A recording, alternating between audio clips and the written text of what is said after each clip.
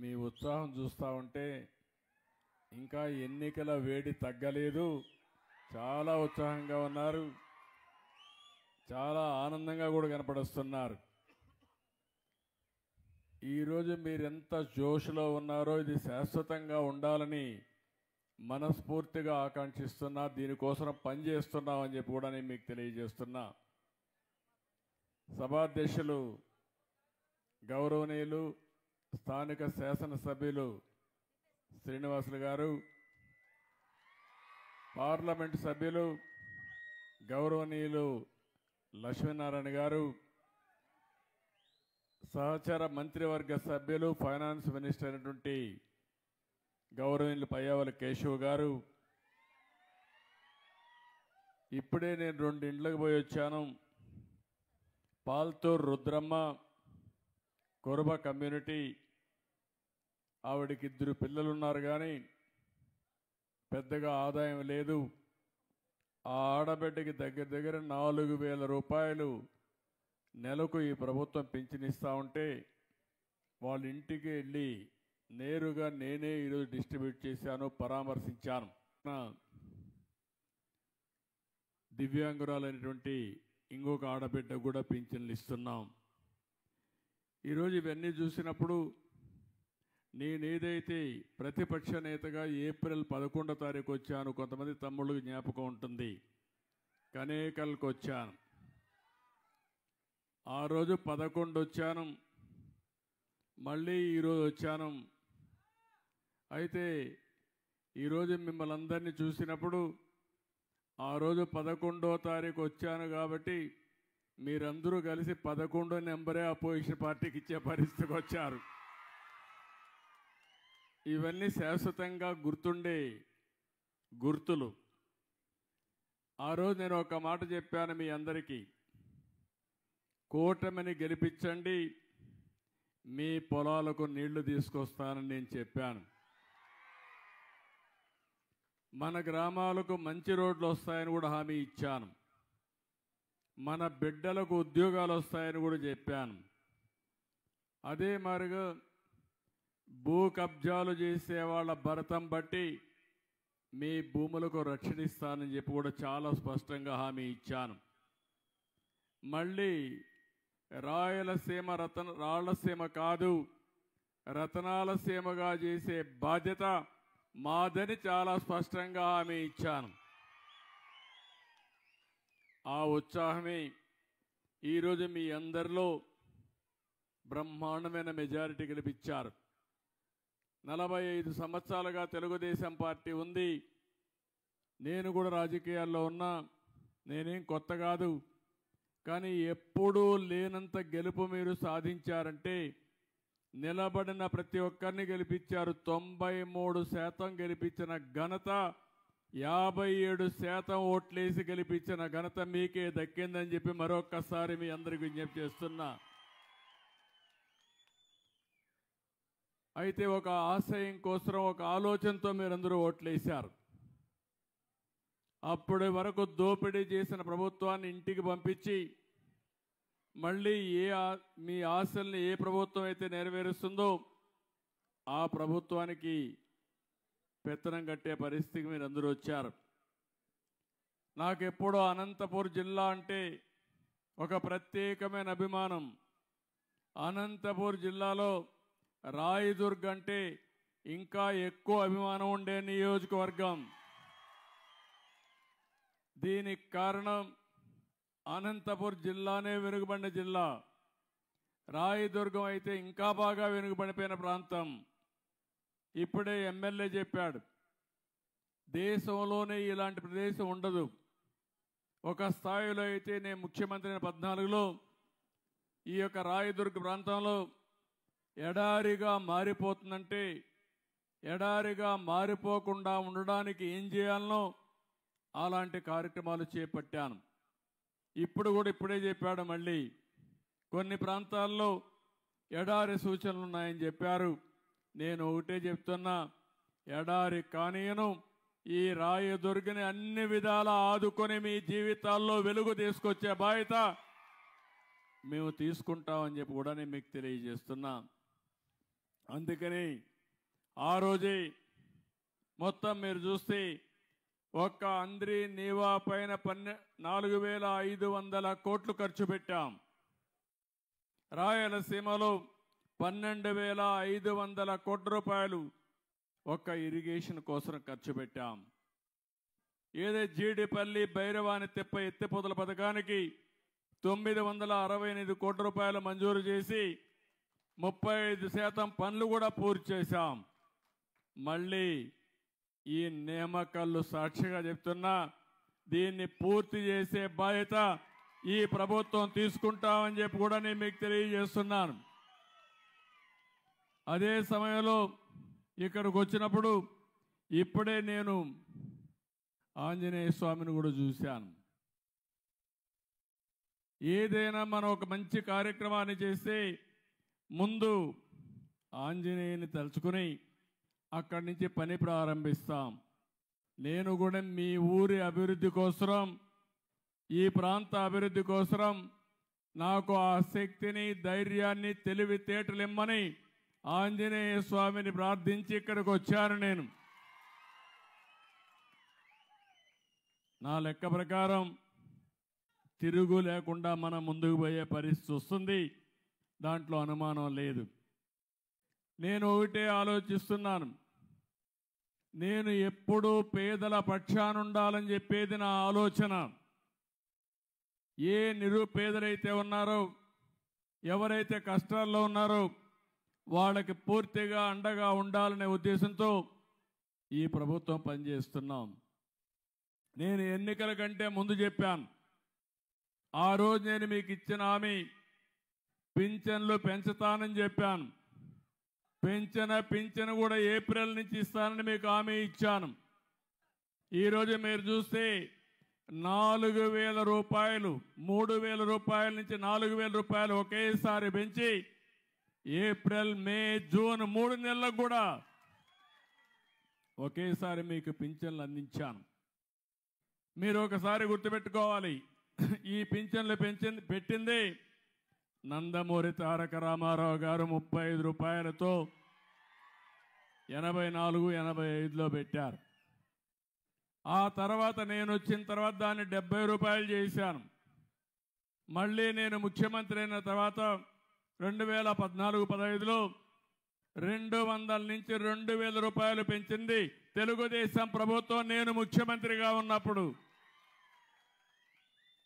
ఇప్పుడు మళ్ళీ 3,000 నుంచి 4,000 చేశాను. 64 లక్షల మందికి ఇస్తున్నాం. 5 నెలల్లో మీరు చూస్తే 18,000 కోట్ల రూపాయలు ఈ విధంగా పేదవాళ్ళకి ఇచ్చామంటే నాకు అనిపిస్తుంది నా జీవితం ధన్యమైందని చెప్పి కూడా నేను మీకు తెలియజేస్తున్నా. పేదవాళ్ళకు న్యాయం చేశాను కాబట్టి 64 లక్షల మందికి 2,709 కోట్ల రూపాయలు నెలకిస్తున్నాం. ఇది చూస్తే 33,099 కోట్ల రూపాయలు సంవత్సరానికి ఒక్క పింఛన్ల మీద ఖర్చు పెట్టే ఏకైక ప్రభుత్వం భారతదేశంలో ఎన్డీఏ ప్రభుత్వం, రాష్ట్ర ప్రభుత్వం అని చెప్పి కూడా నేను మీకు తెలియజేస్తున్నా. ఇంకో పక్కన మీరు చూస్తే ఓసారి ఇక్కడ మీరున్నారు, పక్కన కర్ణాటకకి వెళ్తారు. మళ్ళీ ఒక నెల మీరు పింఛన్ తీసుకోకపోతే ఆ పింఛన్ క్యాన్సిల్ అయిపోతుంది. కానీ నేను ఈరోజు ఆలోచించింది, ఒక నెల తీసుకోకపోయినా, 2 నెలలు తీసుకోకపోయినా, 3వ నెలలో 3 నెలల పింఛన్ మీకు ఇచ్చే ఏర్పాటు చేశానని చెప్పి కూడా నేను మీకు తెలియజేస్తున్నాను. దీనిపైన ఈరోజు మీరు చూస్తే దగ్గర 17 కోట్ల రూపాయలు అదనంగా దీనికి ఇచ్చే పరిస్థితికి వచ్చాం. ఇంకో పక్క 21,788 మంది మామూలుగా ఈ ప్రభుత్వం లేకపోతే నష్టపోయేవారు, వారందరికీ నెలకు ఇస్తాం, రాబోయే రోజుల్లో కూడా ఇస్తాం. ఎవరైనా సరే మగవాళ్ళు చనిపోతే ఆ ఇల్లు అనాథ కాకూడదని భార్యకు ఇమ్మీడియట్గా పింఛన్ ఇచ్చే ఏర్పాటు చేశాను. ఆటోమేటిక్గా మీకు వస్తుందని చెప్పి కూడా నేను మీకు తెలియజేస్తున్నాను. ఈరోజు అనంతపురం జిల్లాలో 2,84,069 మందికి పింఛన్లు వస్తున్నాయి. బొమ్మన్హల్లో 6,449 మందికి 2,82,00,000 ఇస్తున్నాం. నెమకల్గమలో 306 మందికి 13,85,000 నెలకు పింఛన్లు ఇచ్చే పరిస్థితి తీసుకొచ్చాం. ఇలాంటి కార్యక్రమాలు చేసి ఎక్కడికక్కడ మీరు ఒక్కసారి చూస్తే ఎక్కడా దేశంలో మరిగి ఇవ్వడం లేదు. దగ్గర 4,000, 6,000, 10,000, 15,000 రూపాయలు వాళ్ళకుండే సమస్యను బట్టి పేదవాళ్లకు సహాయం చేసే ప్రభుత్వం ఈ ఎన్డీఏ ప్రభుత్వం అని చెప్పి కూడా నేను మీకు తెలియజేస్తున్నా. మీరు ఇక్కడ ఉన్నారు, పక్క రాష్ట్రం కొద్దిగా బార్డర్కి వెళ్తే కర్ణాటక వస్తుంది. మీరందరూ కూడా కన్నడలోనే మాట్లాడుతున్నారు. ఈరోజు మీరు ఒక్కసారి చూసినప్పుడు కర్ణాటకలో 1,200 ఇస్తారు. నేను ఇచ్చేది 4,000 రూపాయలు ప్రారంభమే. పక్కన బార్డర్ దాటితే 1,200. మీకు ఈ వ్యత్యాసం కనపడతా ఉందా లేదా అని మిమ్మల్ని అడుగుతున్నా. ఈరోజు కేరళలో 1,600, ఒరిస్సాలో 700, తెలంగాణలో 2,016, మధ్యప్రదేశ్, ఉత్తరప్రదేశ్లో, వెస్ట్ బెంగాల్లో 1,000 రూపాయలే. అంటే పేదల పట్ల ఏ విధంగా ఆలోచిస్తున్నాం? 64 లక్షల కుటుంబాలని మీరు ఉద్యోగంలో ఉంటే ఏ విధంగా జీతం వస్తుందో మొదటి తారీఖున మీ ఇంటికి వచ్చి మళ్ళా మీకు ఆ పింఛన్ ఇచ్చిన తర్వాత నేను రాబోయే రోజుల్లో మళ్ళా మీకు ఫోన్ చేస్తా. ఎవరైనా కానీ ఎక్కడైనా ఆలసత్వం వహిస్తే వాళ్ళపైన చర్య తీసుకోవాలని ఆలోచన చెప్తున్నాను. నేను ఒక పవిత్రమైన భావంతో, పవిత్రమైన ఉద్దేశంతో మీకు పింఛన్ ఇచ్చినప్పుడు దాన్ని సక్రమంగా మీకు అందజేసి మీకు న్యాయం చేసే బాధ్యత ఈ అధికార యంత్రాంగానికి అప్పచెప్పానని చెప్పి కూడా నేను మీకు తెలియజేస్తున్నా. ఒక్క పైసా అవినీతి ఉండదు. ఎక్కడో సచివాలయంలో కూర్చోవడం కాదు, రచ్చబండ మీద కూర్చోవడం కాదు. నేరుగా మీ ఇంటికి రావాలి, మిమ్మల్ని ఆప్యాయంగా పలకరించాలి, మీకు ఇవ్వాల్సిన డబ్బులు మీకు ఇచ్చి, నేను అందుకే ఒక కార్యక్రమం పెట్టాను, పేదల సేవలో అన్నాను. అంటే ఉద్దేశం ఏంటంటే ప్రతి నెల మొదటి తారీఖున ప్రతి ఒక్కరూ ఆలోచించాల్సింది ఈ పేదవాళ్ళ గురించి ఆలోచించాలి. వాళ్ళు ఆలోచించడం అంటే వారి ఇంటికి వచ్చి వారి కష్టాలు చూస్తే వాడు పడే కష్టాలు మనకు అర్థమవుతాయి. దానివల్ల ఇంకా బాగా చేసే అవకాశం వస్తుందని చెప్పి కూడా నేను మీకు తెలియజేస్తున్నా. అందుకని ఇలాంటి పవిత్రమైన కార్యక్రమానికి శ్రీకారం చుట్టాం. ఈరోజు నేను ఒకటే మీ అందరికీ విజ్ఞప్తి చేస్తున్నాను. నేను కష్టపడేది మీకోసం. నేను ఎన్నికల కంటే ముందు ఒక మాట చెప్పాను, పేదవాళ్లకు న్యాయం చేస్తాను, కష్టపడి సంపాదిస్తాం. కష్టపడి సంపాదన చేయాలంటే అభివృద్ధి జరగాలి, సంపద సృష్టించాలి.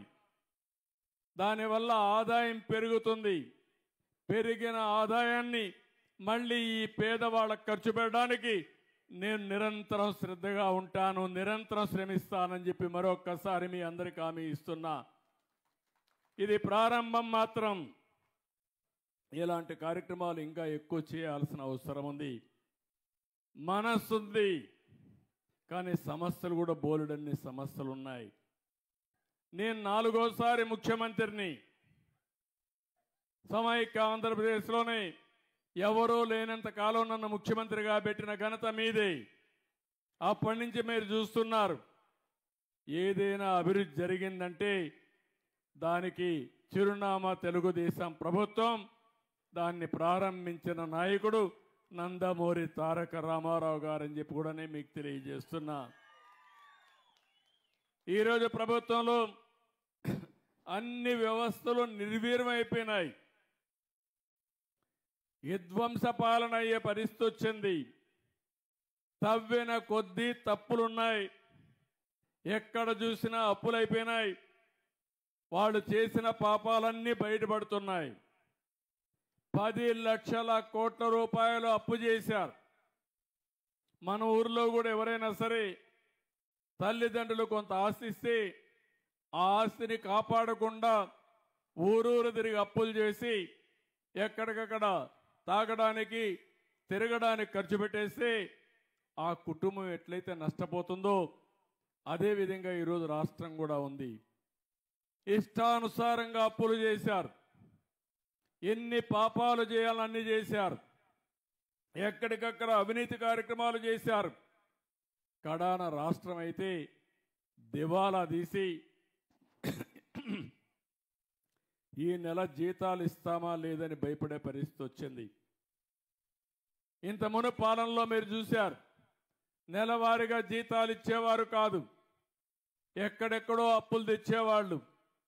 కడాన మద్యపానాన్ని కూడా మద్యపాన నిషేధం అని చెప్పిన పెద్ద మనుషులు దాన్ని కూడా తాకట్టు పెట్టి 25 సంవత్సరాలు తాకట్టు పెట్టి డబ్బులు తెచ్చి ఖర్చు పెట్టేశారు. కడాన ఎంఆర్ఓ ఆఫీసుల్ని హాస్పిటల్ కూడా తాకట్టు పెట్టి అప్పు తీసుకొచ్చే పరిస్థితికి వచ్చారు. ఇలాంటి చాలా దుర్మార్గమైన కార్యక్రమాలు చేసే పరిస్థితికి వచ్చారు. అందుకే నేను ఒకటే చెప్పాను, ఆ రోజు నేను చెప్పింది ఇవన్నీ కూడా సిస్టమేటిక్గా చేసి నాకుండే అనుభవంతో మళ్ళీ రాష్ట్రాన్ని గట్టెక్కిస్తానని చెప్పా. 6 నెలలుగా నిరంతరం పనిచేశాం. ఈరోజు నేను ధైర్యంగా చెప్పగలుగుతున్నా, ఇప్పుడిప్పుడే ఒక్కొక్క స్టెప్పే ముందుకు వచ్చే పరిస్థితికి వచ్చాం. అయితే నేను ఒక మాట చెప్పాను, అన్నీ జరిగే వరకు వెయిట్ చేయలేం కాబట్టి ఎప్పటికప్పుడు కార్యక్రమాలు చేయాలని సంక్షేమ కార్యక్రమాలకు నాంది పలికాం.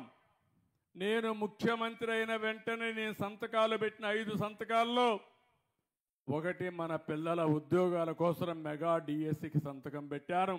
తొందరలోనే పిల్లలందరికీ ఉద్యోగాలు ఇప్పించే బాధ్యత తీసుకుంటాను.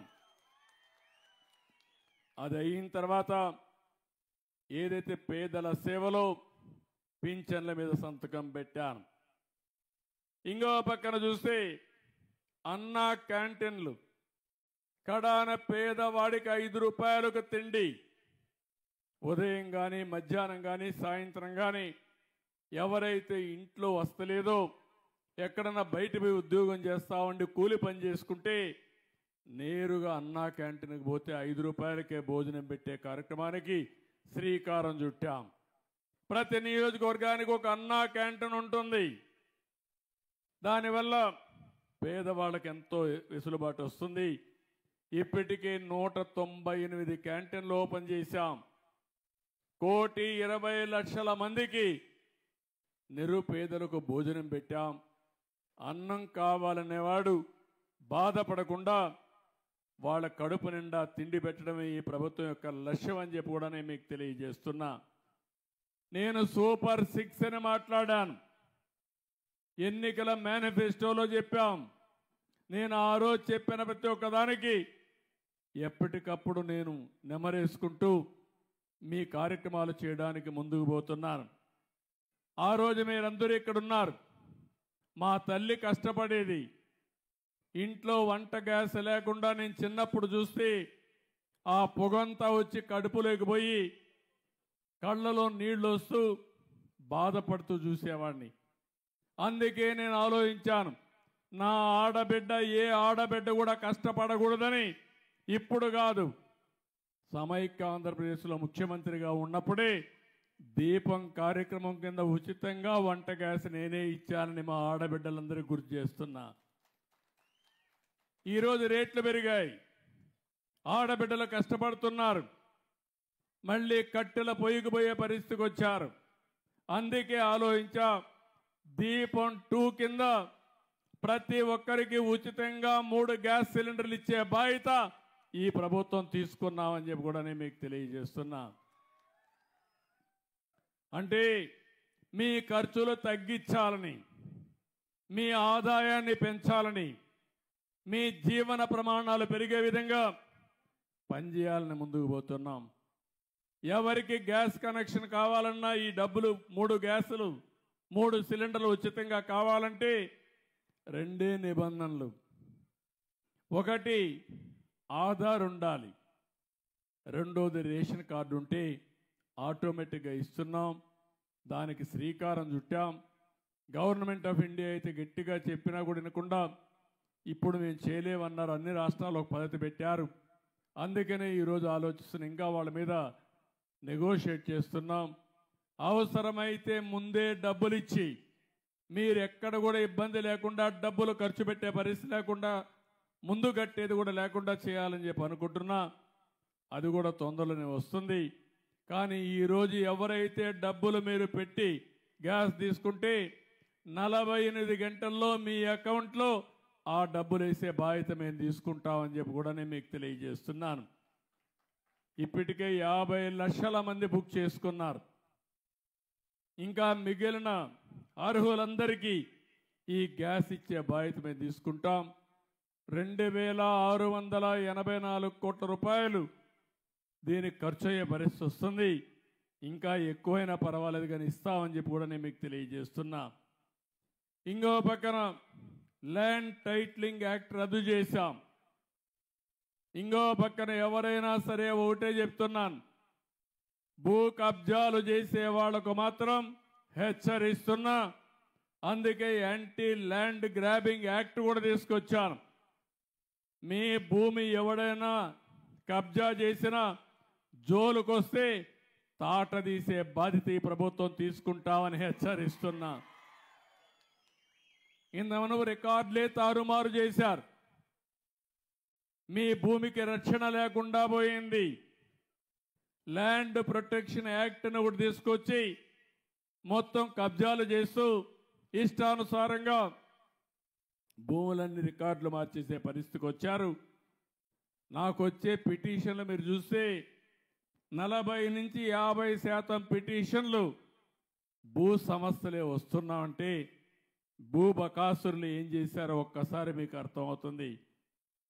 ఇప్పుడే మీరు చూశారు, మద్యం పైన చెక్ పెట్టాం.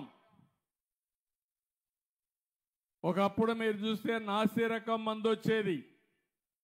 మీరు పక్కన పోయి కర్ణాటక పోయి మందు తాగేవాళ్ళు. ఇప్పుడు ఆ బాధ లేదు. ఇక్కడే స్వేచ్ఛగా తాగే విధంగా ఏదైతే ఉందో నాణ్యమైనది కర్ణాటకలో సమానంగా ఇక్కడ కూడా మద్యం రేట్లు తగ్గించడమే కాకుండా ఎక్కడ కూడా నాసి రకం మందు ఇవ్వకుండా మీ ఆరోగ్యాన్ని కాపాడే బాధ్యత తీసుకున్నాం. ఈరోజు మనం చేయగలిగామంటే ఆ రోజు చేయలేకపోయారంటే దీనికి కారణం లాలూచి చేశారు. మద్యం తయారీ దగ్గర నుంచి ఎక్కడైనా షాపులో అమ్ముకునే వరకు వాళ్ళ మనుషుల్ని పెట్టి వచ్చిందంతా దోచుకున్నారు. సొంత ఖజానాకు పోయింది.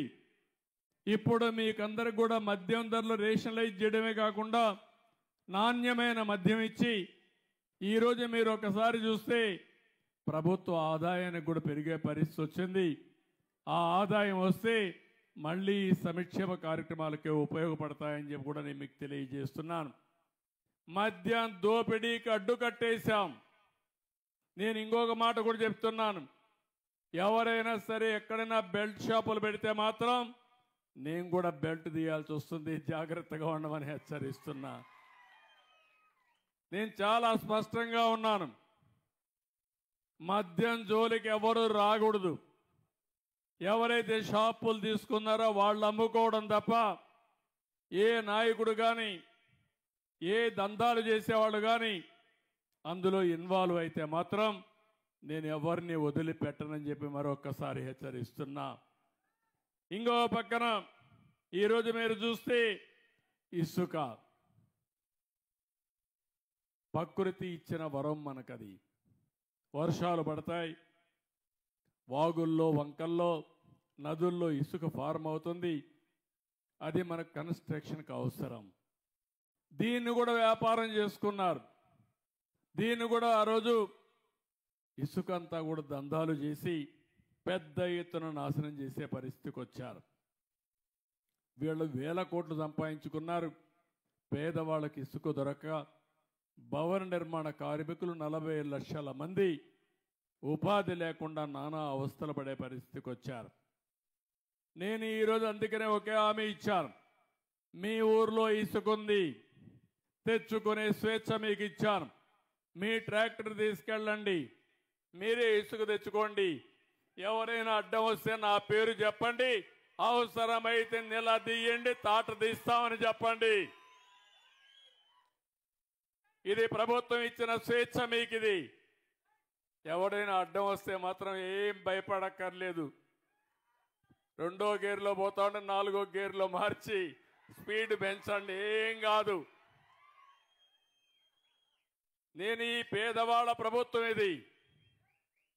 ప్రకృతి పరంగా ఇచ్చిన ఇసుక మీ హక్కు తప్ప ఈ పెత్తందారులకు ఆ హక్కు లేదని చెప్పి మరొక్కసారి మీ అందరికీ విజ్ఞప్తి చేస్తున్నా. అందుకే మీరు ఫ్రీగా ముందుకు వెళ్ళండి. ఎక్కడైనా ఇసుక దొరక్కపోతే ప్రభుత్వం అక్కడ మనుషులు పెట్టి ఇసుక తీయిస్తారు, కానీ అది కూడా మీరు ట్రాక్టర్ తీసుకపోయినా దాంట్లో ఇస్తారు, లారీ తీసుకపోతే ఇస్తారు. అది కూడా తక్కువ ధరతో చేయడానికి నేను ప్రయత్నం చేస్తున్నా. మీకంటే అది తక్కువ, మీరే చేసుకుంటే తక్కువ ధరకు వస్తే మీరే చేసుకోండి. ఎవ్వడు అడ్డుపడడు. ఎక్కడ దొరికితే ఇసుక అక్కడ తెచ్చుకునే స్వేచ్ఛ మీకు ఇచ్చానని చెప్పి కూడా నేను మీకు తెలియజేస్తున్నా. ఇంకో పక్కన ఈరోజు మీరు ఒకసారి చూస్తే ఎక్కడ చూసినా గంజాయి పంట బాధేస్తుంది. డ్రగ్స్, పిల్లలు ఏమైపోతారో అని ఆందోళన కలుగుతుంది. ఎప్పుడైతే డ్రగ్స్ తీసుకున్న వ్యక్తి, గంజాయి తీసుకున్న వ్యక్తికి భార్య తల్లికి వ్యత్యాసం తెలియదు. వాళ్ళలోకి దుర్మార్గులు వస్తారు. అలాంటిది రాష్ట్రంలో గంజాయి రాజధానిగా విశాఖపట్నాన్ని చేసి ఎక్కడ చూసినా పంట పండించే పరిస్థితికి వచ్చారు. 5 ఏళ్లుగా ఒక్కసారి కూడా యాక్షన్ తీసుకోలేదు. పోరాడితే కేసులు పెట్టారు. ఈరోజు నేను చెప్తున్నా, ఎవడైనా సరే గంజాయి కానీ ఎక్కడన్నా పండించిన గంజాయి తెచ్చి అమ్మినా అదే మీకు చివరి రోజున మరొక్కసారి హెచ్చరిస్తున్నా. డ్రోన్స్ పెట్టాను, ఎక్కడికక్కడ డ్రోన్లన్నీ చూస్తున్నాయి. దానికి కూడా పేరు డేగా అని పెట్టా, ఈగలని పేరు పెట్టా. రాష్ట్రం మొత్తం డేగ కన్ను పెట్టాం. ఎవరైనా సరే గంజాయి పండించినా, గంజాయి అమ్మినా, మత్తు పదార్థాలు అమ్మినా కబద్దార్ జాగ్రత్తగా ఉండమని మరొక్కసారి ఆంజనేయ స్వామి సాక్షిగా హెచ్చరిస్తున్నా. ఎందుకంటే సమాజ హితం కోసం పనిచేస్తున్నా. దానికి ఒక కమిటీ వేశాం, ఈగలనే ఫోర్స్ కూడా పెట్టాం. దీన్ని లాజికల్ గా తీసుకెళ్తామని చెప్పి కూడా నేను మీకు తెలియజేస్తున్నా. ఈ రాష్ట్రంలో ల్యాండ్ మాఫియా లేకుండా చేస్తాం, శాండ్ మాఫియా లేకుండా చేస్తాం, గంజాయి మాఫియా లేకుండా చేస్తాం. కడాన పేదవాళ్ళకి ఇచ్చే రైసు కూడా, పేదవాళ్ళకి 2 రూపాయలకి ఉచితంగా బియ్యం ఇస్తే ఆ బియ్యాన్ని కూడా రీసైక్లింగ్ చేస్తున్నారు దొంగలు. దాన్ని కూడా మీకు చౌకగా 10 రూపాయలు ఇచ్చేసి 6 రూపాయలు 7 రూపాయలు మీకు ఇచ్చి ఆ బియ్యం తీసుకుపోయి విదేశాలకు అమ్ముకునే పరిస్థితికి వచ్చారు దుర్మార్గులు. నేను అందుకే చెప్తున్నా, ఎవరైతే రీసైక్లింగ్ చేస్తున్నారో మిమ్మల్ని కూడా హెచ్చరిస్తున్నా, వదిలిపెట్టడం జాగ్రత్తగా ఉండమని హెచ్చరిస్తున్నానని చెప్పి కూడా నేను మీకు తెలియజేస్తున్నా. పేదవాళ్ళు కొంతమంది ఆ బియ్యం తినే అలవాటు లేదు కాబట్టి పోతే పోయిందని మీరు అనుకుంటున్నారు, కానీ కొంతమంది దుర్మార్గులు తయారవుతున్నారు. దీనిపైన కూడా ఆలోచిస్తున్నా. ఏ విధంగా చేస్తే ఈ సమస్య పరిష్కారం అవుతుందో, పేదవాళ్లకు న్యాయం జరుగుతుందో దానికి కూడా ప్రయత్నం చేస్తాం. ఎక్కడ చూసినా మాఫియాల రాజ్యంగా తయారైపోయింది, దోపిడీ రాజ్యంగా ముందుకు పోయారు. ఇవన్నీ ప్రక్షాళన చేయడానికి కొంత సమయం పడతా ఉంది. ఇంకో పక్కన చెత్త మీద పన్నేశారు. 83 లక్షల మెట్రిక్ టన్నులు చెత్తంతా పేరకపోయింది. గ్రామాల్లో మీరు చూస్తే ఎక్కడికక్కడ చెత్తంతా రోడ్డు మీద వేసే పరిస్థితికి వచ్చారు. నేను అప్పట్లోనే దగ్గర దగ్గర 10,000 12,000 వేస్ట్ కాంపోస్ట్ అని షెడ్లు కట్టి అక్కడ ఎరువులు తయారు చేసి మళ్ళా పొలాలకు పంపించడం, సీసాలు ఇవన్నీ ఉంటే రీసైక్లింగ్ పంపించే ఏర్పాటు చేశాం. అవన్నీ మళ్ళీ పరిశుభ్రమైన గ్రామాలు చేస్తాం. ఎక్కడికక్కడ ఏ గ్రామం చూసినా ఒక పరిశుద్ధమైన గ్రామంగా, క్లీన్ విలేజ్గా తయారు చేసే బాధ్యత ఈ ప్రభుత్వం తీసుకుంటాం.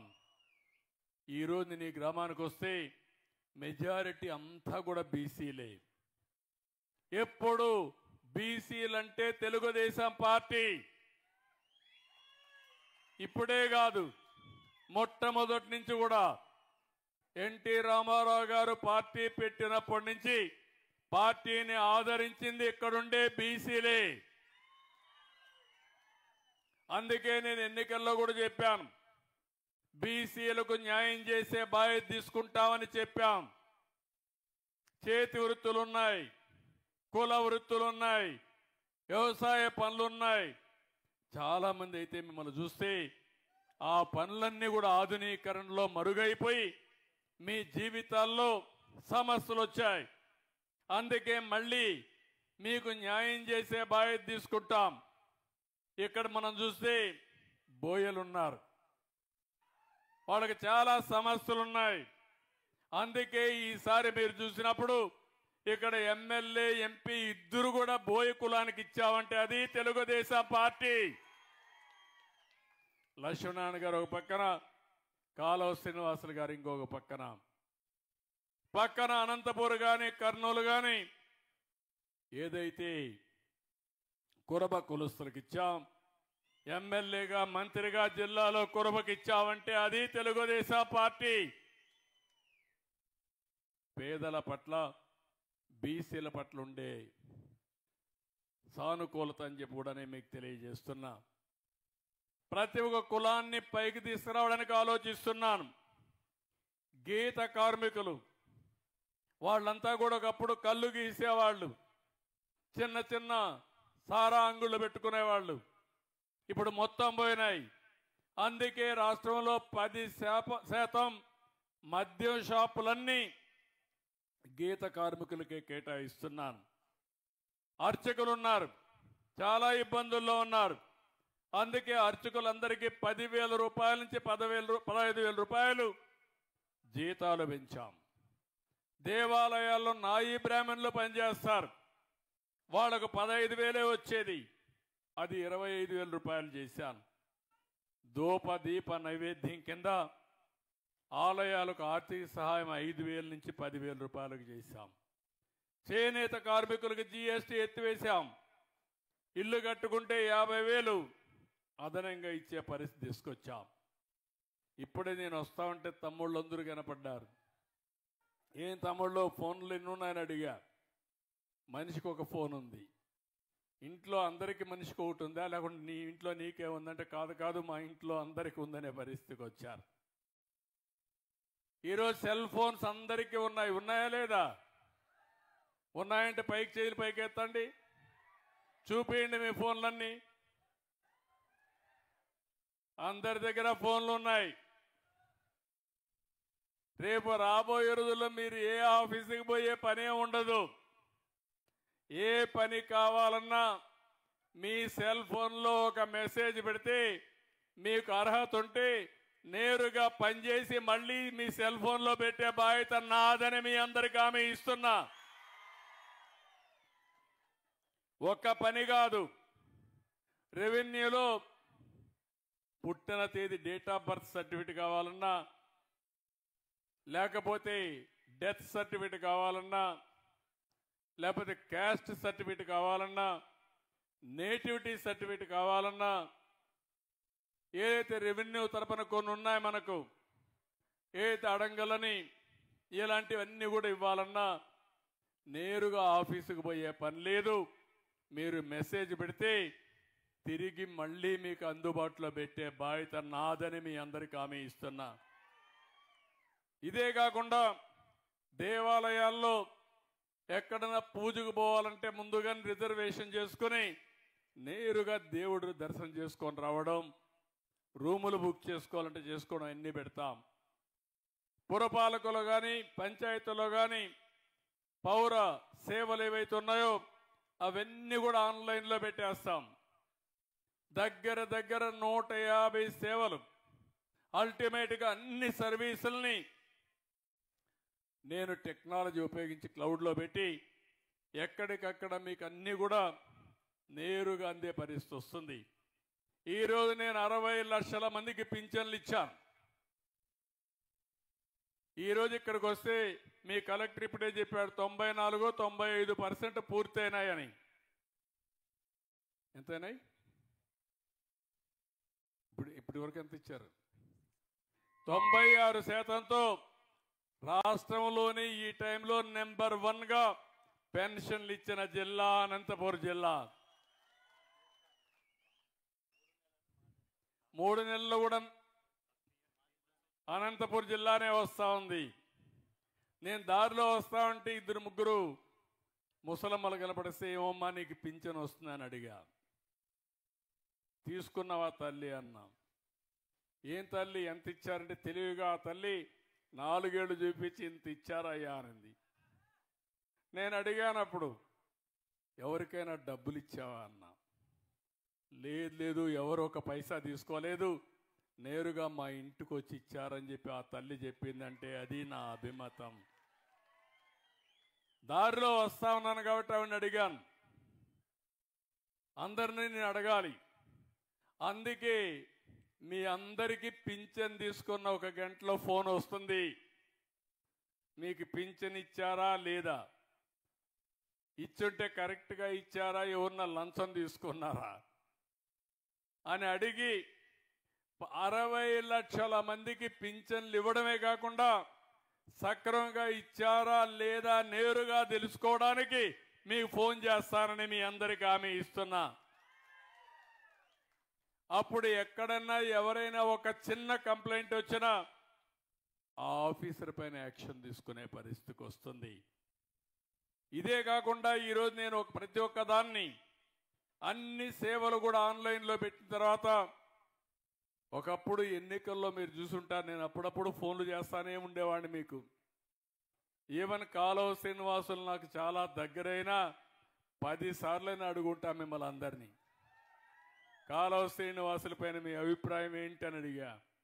కడాన నా సీటు నేను ఇచ్చుకోవడానికి కూడా అక్కడుండే ప్రజలను అడిగిన తర్వాత, నేను గెలుస్తానని నమ్మకం వచ్చిన తర్వాత నా సీటు కూడా అనౌన్స్ చేశా. ఇప్పుడు కూడా నేను అదే ఆలోచిస్తున్నాను. అన్ని సేవలు మీకు అందిస్తాం. నేను ఫోన్ చేసి మళ్ళా మిమ్మల్ని అడుగుతాను. మీరు మనస్సాక్షిగా చెప్పండి, తప్పులు చెప్పొద్దండి, రాజకీయాలతో చెప్పొద్దండి. మీరు రాజకీయంగా చెప్తే నేను పట్టుకోవడం కూడా నాకు అవుతుంది. ఇప్పుడు ఆర్టిఫిషియల్ ఇంటెలిజెన్స్ వచ్చింది. నువ్వు మాట్లాడితే వాస్తవం మాట్లాడుతున్నావా రాజకీయం మాట్లాడుతున్నా కూడా తేల్చేస్తుంది. కాబట్టి ఆ బాధ కూడా లేదు. కాబట్టి నేను ఒకటే చెప్తున్నా, వాస్తవాలు నాకు చెప్పండి. నేను మెరుగైన సేవలు మీకు ఇవ్వడానికి అనునిత్యం పనిచేస్తానని మరొకసారి మీ అందరికీ హామీ ఇస్తున్నా. ఒకప్పుడు ఈ అవకాశం లేదు. ఒకప్పుడు కనుక్కోవాలంటే చాలా ఇబ్బందులు ఉండేటివి. ఇప్పుడు గంటల్లోనే కోట్ల మంది నుంచి ప్రజాభిప్రాయ సేకరణ చేసి సుపరిపాలన ఇచ్చే పరిస్థితికి వచ్చాం. ఈరోజు దగ్గర మీరు చూస్తే ధాన్యం సేకరిస్తున్నాం. ధాన్యం సేకరించేదానికి వాట్సాప్ మెసేజ్లో పెడితే తద్వారా ప్రొక్యూర్మెంట్ చేస్తున్నాం. మళ్ళీ 48 గంటల్లో వాళ్లకు ధాన్యానికి ఇవ్వాల్సిన డబ్బులు కూడా వాళ్ళ అకౌంట్లో వేస్తున్నాం. వేసిన తర్వాత మళ్ళా ఒక ఫోన్ చేసి సక్రమంగా వచ్చిందా లేదా, అవకతవకలు ఉన్నాయా, ఇబ్బందులు పెట్టారని కనుక్కునే పరిస్థితికి వస్తున్నాం. ఇప్పటికే మీరు చూస్తే 82,573 మందికి రైతన్నల దగ్గర నుంచి 6 లక్షల మెట్రిక్ టన్నులు ధాన్యం సేకరించాం. 1,400 కోట్ల రూపాయలు 48 గంటల్లోనే పే చేసే పరిస్థితికి వచ్చాం. పోయిన గవర్నమెంట్ 1,674 కోట్ల రూపాయలు అప్పు పెట్టారు.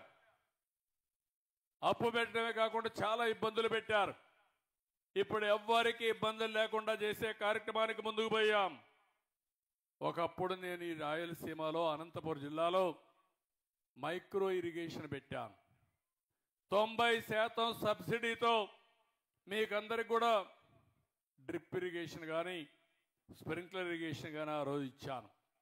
దానివల్ల పెద్ద ఎత్తున మనకు న్యాయం జరిగే పరిస్థితి వచ్చింది. ఈరోజు మళ్ళీ 90%తో అనంతపురంలో డ్రిప్ ఇరిగేషన్ ఇస్తాం మీ అందరికీ. అనంతపురం అంటే నాకు 10 ఎకరాలున్నా మీకు రేషన్ కార్డు ఇచ్చిన ఘనత తెలుగుదేశం పార్టీది. దానికి కారణం 10 ఎకరాలు ఉంది కానీ దాంట్లో ఆదాయం లేదు. ఒకప్పుడు మీరు చూస్తే పంట వేస్తే చేతికి వచ్చేది కాదు.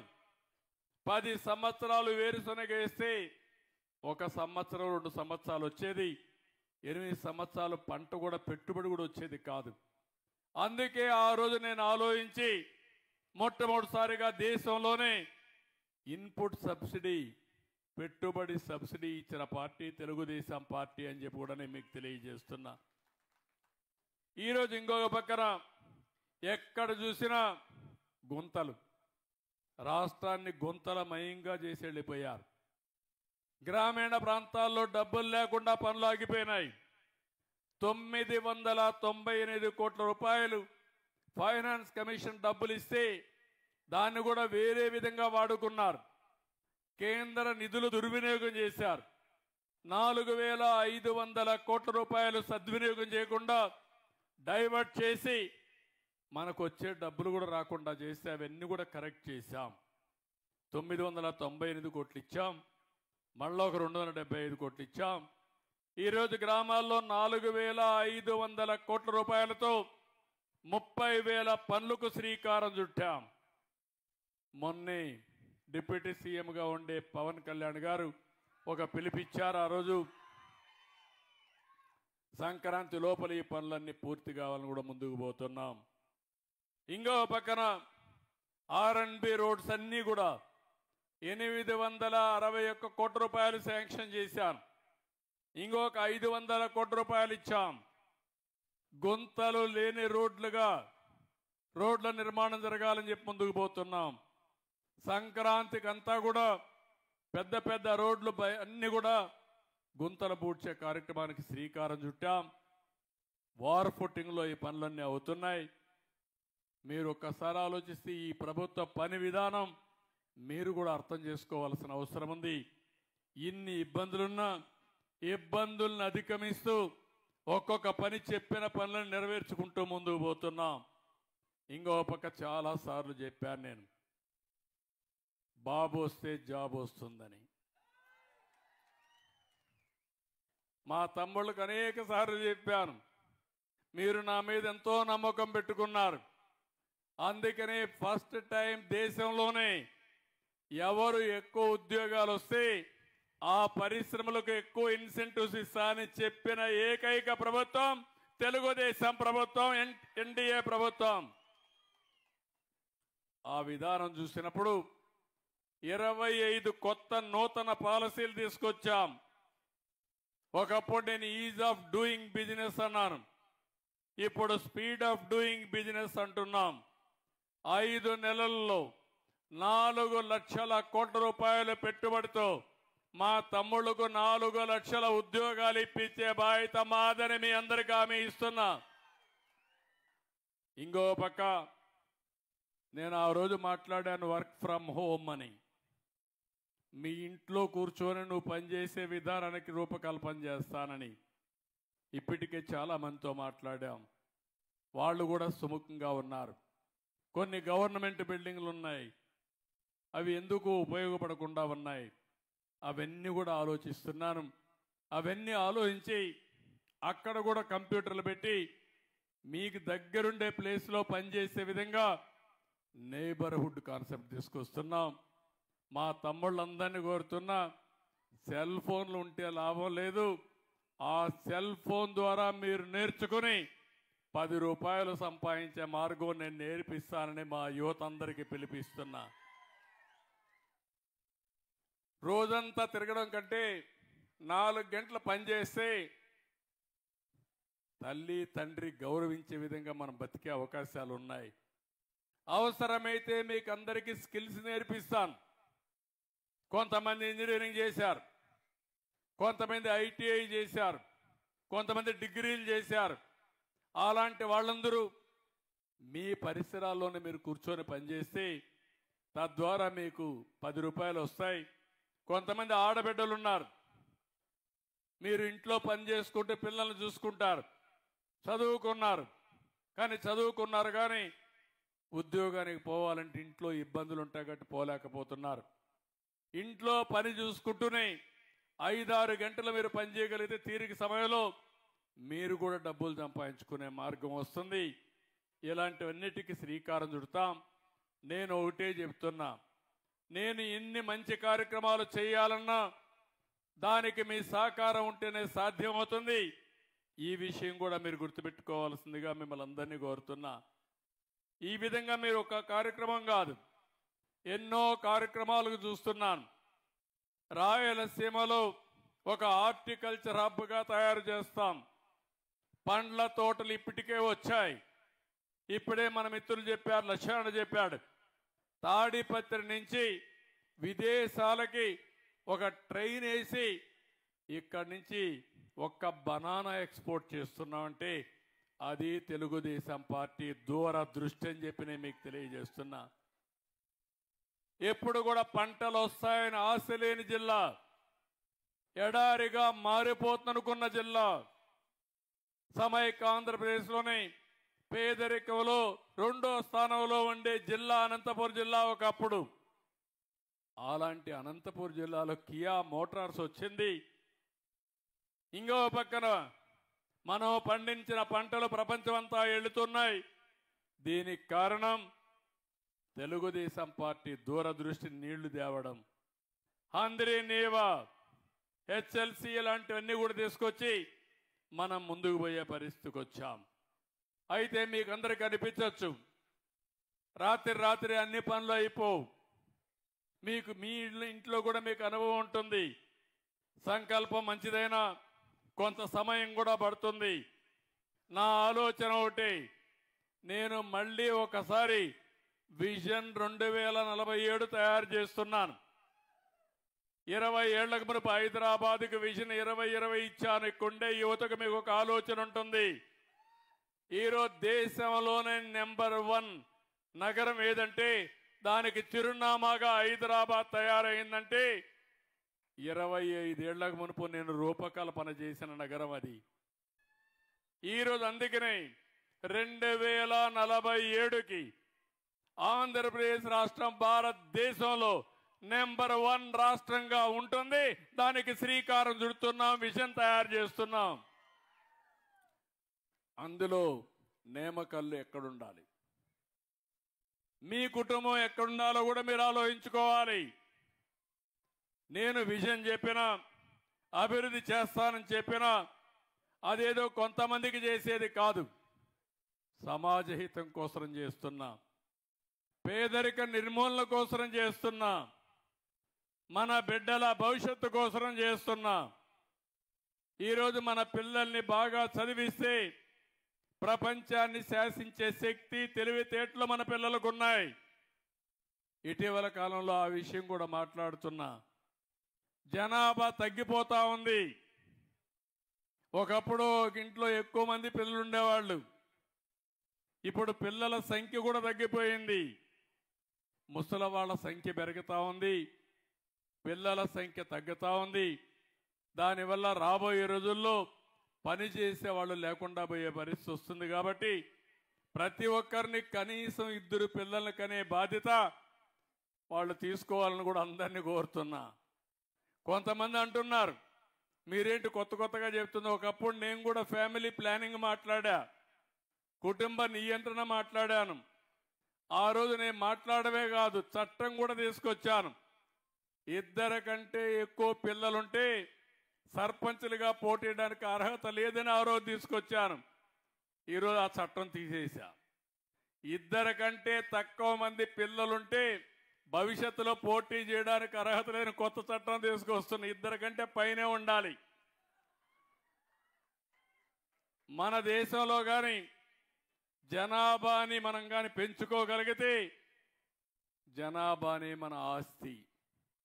కుటుంబంలో 5 మంది ఉంటే 5 మందిని సమర్థవంతంగా పనిచేపించే విధానానికి శ్రీకారం చుడితే భూములు కాదు మన ఆస్తి, లేకపోతే డబ్బులు కాదు మన ఆస్తి, మన కుటుంబమే మనుషులే ఆస్తిగా తయారవుతుందని చెప్పి కూడా నేను మీకు తెలియజేస్తున్నా.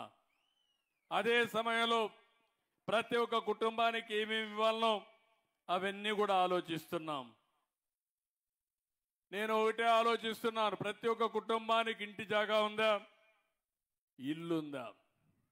ఫస్ట్ ఈ 2 ఆలోచించి ఈ ఊరికి వస్తే 112 మందికి ఇళ్ళు కావాలన్నారు. ఇమ్మీడియట్గా 112 ఇండ్లు శాంక్షన్ చేస్తున్నానని చెప్పి కూడా నేను మీకు తెలియజేస్తున్నా. అదే మరిగా అర్హులందరికీ పింఛన్లు ఇచ్చే బాధ్యత మాది. అది కూడా వెరిఫై చేయమన్నాను. అది వెరిఫై చేసి అర్హులందరికీ పింఛన్లు ఇస్తాం. ఎవరైనా సరే రేషన్ కార్డ్స్ కూడా కొంతమంది కుటుంబం విడిపోతుంది, కొత్త రేషన్ కార్డులు కావాలంటారు, అలాంటివి కూడా ఇస్తాం. ఇంకో పక్క ఇంటింటికి మంచినీళ్ళు ఇచ్చే బాధ్యత, ట్యాప్ నీళ్ళు ఇచ్చే బాధ్యత తీసుకుంటాం. అది కూడా సస్టైనబుల్ వాటర్ ఎక్కడైతే రిజర్వాయర్ ఉంటుందో ఆ రిజర్వాయర్ నుంచి తీసుకొచ్చి గ్రామాలు కానీ టౌన్లో కానీ ఇంటింటికి ట్యాప్ ద్వారా సురక్షితమైన మంచినీళ్ళు ఇచ్చే బాధ్యత ఈ ప్రభుత్వం తీసుకుంటాం.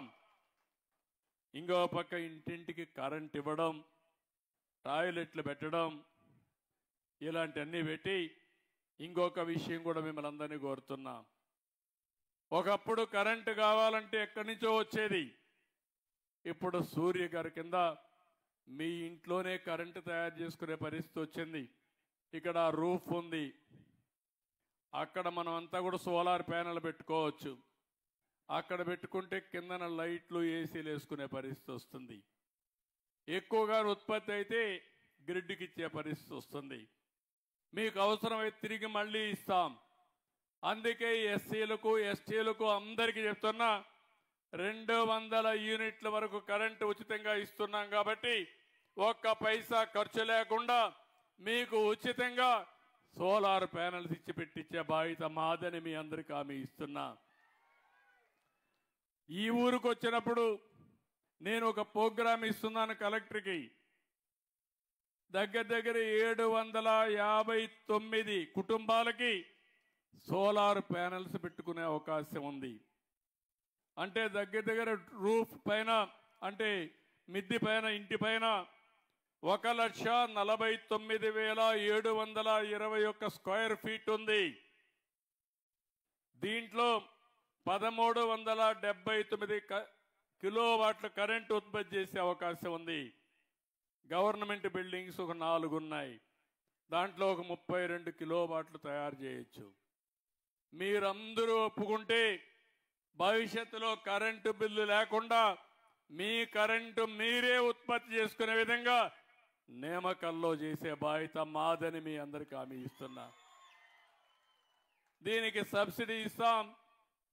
డబ్బులుండే వాళ్ళు కొంతమంది అప్పు తెచ్చుకోండి, లేకుంటే ఒక ఏదైతే రెస్కో కింద ఒక ఆర్గనైజేషన్ బిల్డప్ చేస్తాం.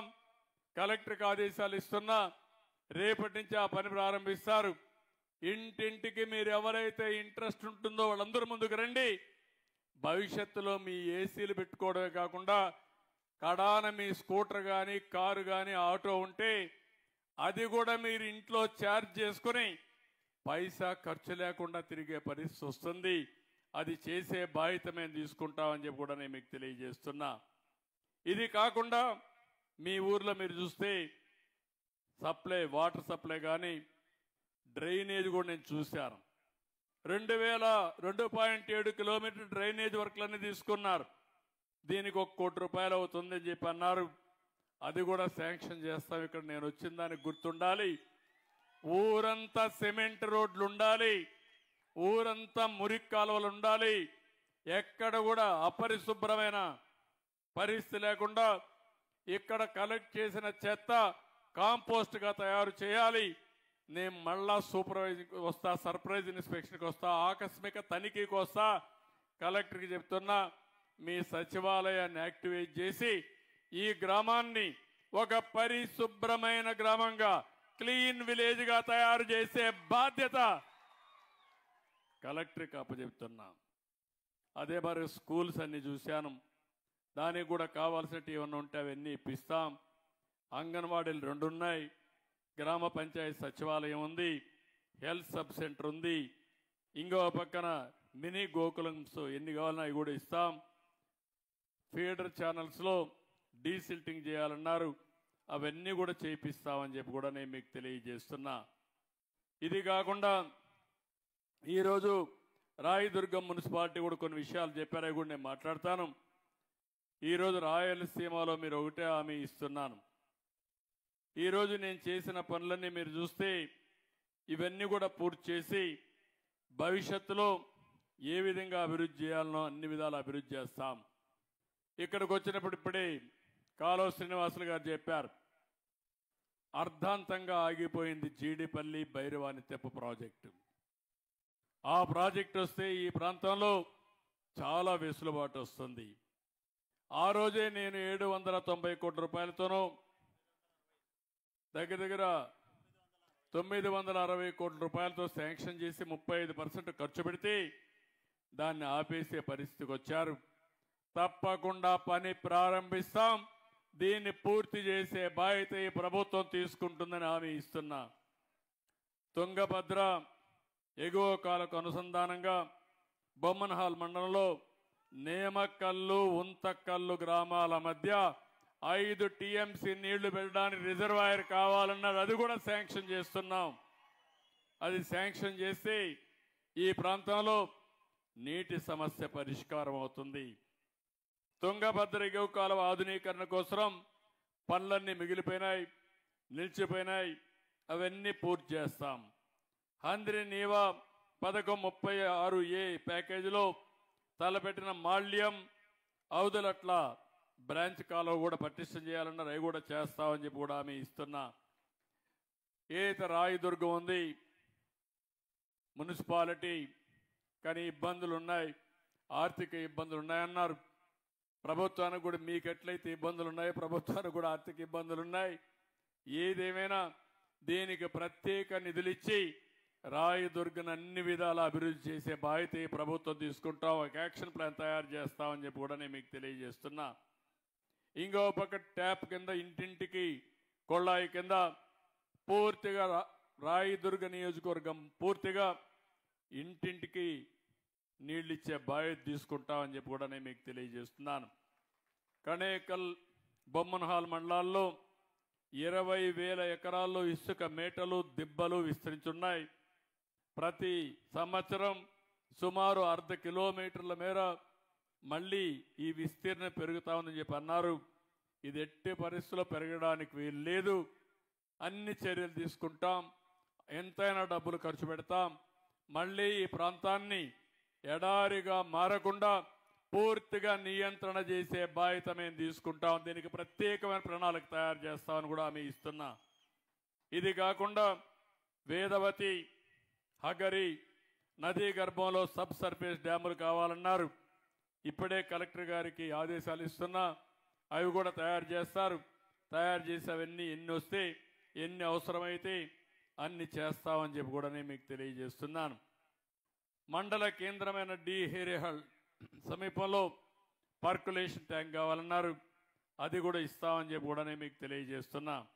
బొమ్మన్హాల్ మండలం శ్రీధరఘట్ట గ్రామానికి చెరువుకు తుంగభద్ర ఎడమ కాలువ ద్వారా, తుంగభద్ర ఎగువ కాలువ ద్వారా నీళ్లు ఇవ్వాలని చెప్పి అన్నారు. ఇది కూడా శాంక్షన్ చేస్తాం, కనెక్ట్ చేస్తామని చెప్పి కూడా నేను మీకు తెలియజేస్తున్నా. ఇంకో పక్కన ఈరోజు ఈ ప్రాంతంలో బొమ్మన్హాల్ మండలంలో నేమకల్లు, డి ఈరేహల్ మండలం కేంద్రానికి ఒక పారిశ్రామిక క్లస్టర్ని తయారు చేస్తామని అన్నారు. ఇక్కడ కూడా ఒక 8 పరిశ్రమలు ఉన్నాయి. దీనికి కూడా హామీ ఇస్తున్నా. ప్రతి నియోజకవర్గంలో అక్కడుండే ప్రత్యేకమైన పరిస్థితులు ఆలోచించుకొని 100 ఎకరాల నుంచి 1000 ఎకరాల వరకు ఇండస్ట్రియల్ పార్క్స్ తీసే బాధ్యత తీసుకున్నాం. ఈ రాయదుర్గలో ఉండే పిల్లలు బెంగళూరు పోకుండా, అనంతపురం పోకుండా ఇక్కడే ఉద్యోగ కల్పన చేయడం మా బాధ్యత. దానికి కట్టుబడి ఉన్నామని చెప్పి కూడా నేను మీకు తెలియజేస్తూ, ఇక్కడ ఇనుప ఖనిజం ఉంది, అదే మరిగా అనుబంధ పరిశ్రమలు వచ్చే అవకాశం ఉంటుంది. ఇవన్నీ కూడా ఉపయోగించుకొని పెద్ద ఎత్తున ముందుకు పోతామని చెప్పి తెలియజేస్తున్నాను. ఇక్కడికి వచ్చినప్పుడు ఆంజనేయ స్వామి గోపురానికి ఒక 3 కోట్ల రూపాయలు కావాలని చెప్పి కోరారు.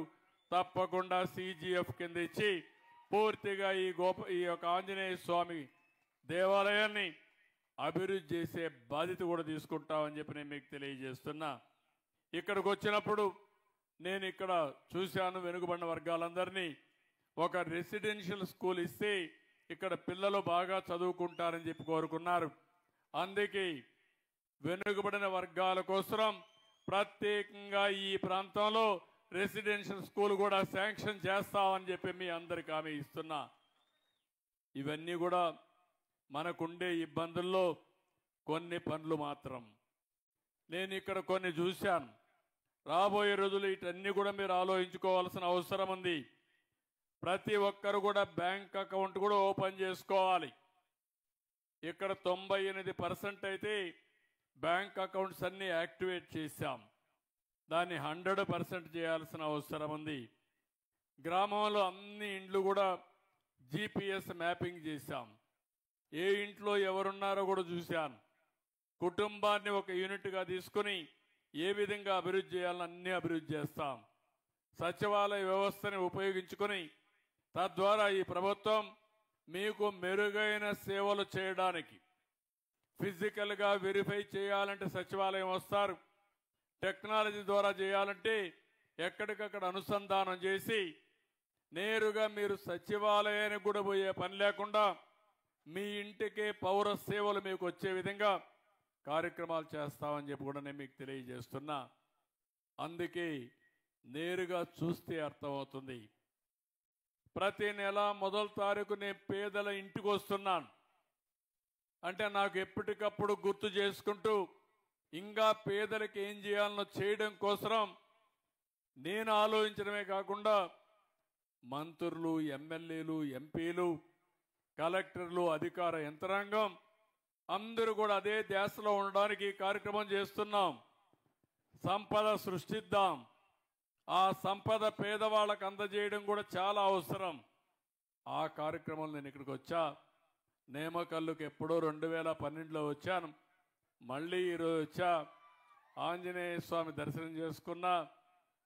రేపు 3 కోట్లు 4 కోట్లు ఖర్చు అయితే మొత్తం డబ్బులు ఖర్చు పెట్టి ఈ దేవాలయాన్ని బ్రహ్మాండమైన దేవాలయంగా తయారు చేసి, దీనికి కూడా ఒక చరిత్ర ఉంది. ఎప్పుడో ఇక్కడైతే మన వాళ్ళ దగ్గర 1530వ సంవత్సరంలో అప్పుడు ఇక్కడ చూస్తే ద్వైత పీఠాధిపతుల్లో ప్రముఖులైన వేసరాయలు 1530లో ఇక్కడ ఆంజనేయ స్వామి విగ్రహాన్ని ప్రతిష్ఠించారని ప్రతీతి. అప్పట్లో వేసరాయలు వారి చేతుల మీదుగానే ఈ జిల్లాలో 3 ఆంజనేయ స్వామి విగ్రహాలు ప్రతిష్ఠ జరిగింది. ఒకటి మురడి ఆంజనేయ స్వామి ఈ నియోజకవర్గం, రెండోది నేమకల్లు, మూడోది కసాపురం. నేను ముఖ్యమంత్రిగా ఉన్నప్పుడు ఈ 3 క్లస్టర్ కింద పెట్టి బస్సులు కూడా వేసి అక్కడి నుంచి తిప్పే కార్యక్రమాన్ని కూడా చేసుకున్నాం. కానీ తర్వాత దాన్ని కంటిన్యూ చేస్తున్నారు.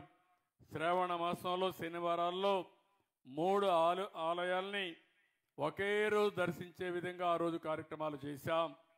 ఈరోజు కూడా శనివారం ఇక్కడికి రావడం, ఆంజనేయ స్వామి దర్శనం చేసుకోవడం. ఈ శనివారమే మీరు చూస్తే పేదల సేవలో పింఛన్లు ఇచ్చే అవకాశం రావడం. రేపు ఆదివారం 1వ తారీఖు మీకు ఇవ్వాల్సిన పింఛను 1వ తారీఖుకి. రేపు హాలిడే కాబట్టి ఒకరోజు ముందుగానే మీకు పింఛన్ ఇచ్చామంటే అది ఈ ప్రభుత్వానికి పేదవాళ్ళ పట్లుండే గౌరవం, అభిమానం, భక్తి శ్రద్ధలని చెప్పి కూడా నేను మీకు తెలియజేస్తున్నా.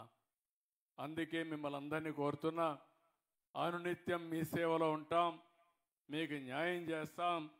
నా ఆలోచన ఒకటి, సుదీర్ఘంగా నాకు సహకరించారు, నన్ను ఆశీర్వదించారు, తెలుగుదేశం పార్టీని ఎన్డీఏని గెలిపించారు, ఎన్నో ఆశలు పెట్టుకున్నారు. మీ ఆశలు అన్నీ కూడా నెరవేర్చడానికి అనునిత్యం పనిచేస్తాం. మేము పనిచేస్తాం, కానీ మీలో కూడా చైతన్యం రావాలి. నేను ఒకప్పుడు చెప్పాను, ఇప్పుడు కూడా చెప్తున్నా, మనం కష్టపడి పని చేయక్కర్లేదు. ఒకప్పుడు హార్డ్ వర్క్ చేసేవాళ్ళం, ఇప్పుడు అన్ని మెషిన్స్ వచ్చేసాయి, అన్ని ఆధునీకరణ వచ్చింది, సెల్ ఫోన్లు వచ్చాయి, టెక్నాలజీ వచ్చింది. దీన్ని ఉపయోగించుకుంటే ఏ పనైనా సాధ్యం. అవి తీసుకొచ్చి అందుబాటులో పెట్టే బాధ్యత మాది. అది సద్వినియోగం చేసుకునే బాధ్యత మీరు తీసుకోవాల్సిందిగా మరొక్కసారి కోరుకుంటూ, ఈరోజు నియామకాలకు వచ్చిన సందర్భంగా కలెక్టర్కి ఒకటే ఆదేశాలు ఇస్తున్నా. నియామకాలని ఒక ఆదర్శ గ్రామంగా తయారు చేయడానికి, ఒక మోడల్ విలేజ్గా తయారు చేయడానికి ఏమేం చేయాలని అవన్నీ కూడా ఆలోచిస్తున్నా. అవన్నీ తయారు చేస్తారు. నేను ఈ ఊరికి వచ్చాను కాబట్టి, ఈ ఊర్లో గ్రామ సభ పెట్టాను కాబట్టి, నాకెప్పుడూ గుర్తుండే విధంగా ఈ గ్రామాన్ని అభివృద్ధి చేస్తా.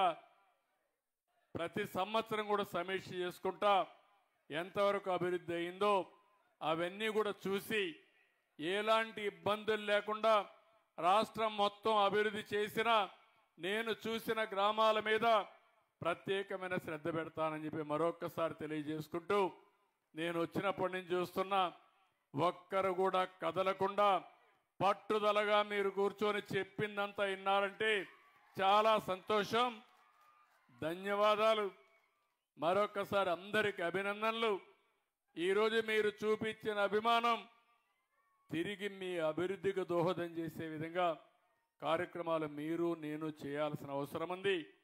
దానికోసం అందరం పనిచేద్దామని చెప్పి తెలియజేసుకుంటూ, మరొక్కసారి అందరికీ పేరు పేరున మనస్ఫూర్తిగా నా నమస్కారాలు తెలియజేసుకుంటూ సెలవు తీసుకుంటున్నా. జై హింద్, జై ఎన్డీఏ. సారు ఈరోజు నేమకల్ల గ్రామానికి వచ్చినప్పుడు మన భాగ్యమ్మ ఇంటికి వెళ్ళారు. ఆమెకు 15,000 రూపాయలు పెన్షన్ వస్తూ ఉంది. ఆ పెన్షన్ వాళ్ళ ఇంట్లో ఒక సమస్య వస్తే ఆ పెన్షన్ డబ్బులు తమ్మునింటికి ఇస్తా ఉన్నానంటే వెంటనే 2 లక్షల రూపాయలు, వాళ్ళ అనారోగ్యానికైన ఖర్చుల్లో 2 లక్షల రూపాయలు ప్రభుత్వం ఇచ్చే విధంగా అప్పటికప్పుడు మరి ఆయన శాంక్షన్ చేశారు. ఇప్పుడు ఆ చెక్కును ఇస్తా ఉన్నారు.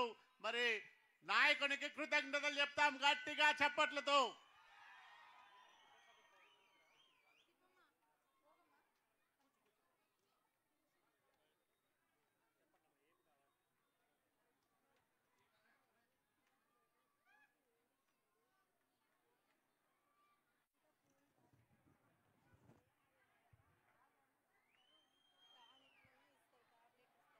పని చేయండి.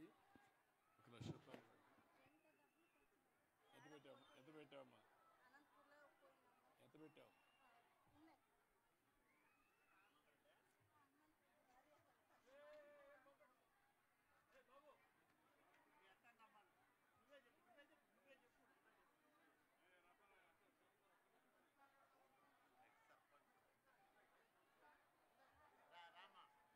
ఎంత ఖర్చు పెట్టారు? నువ్వే ఎంత అయింది?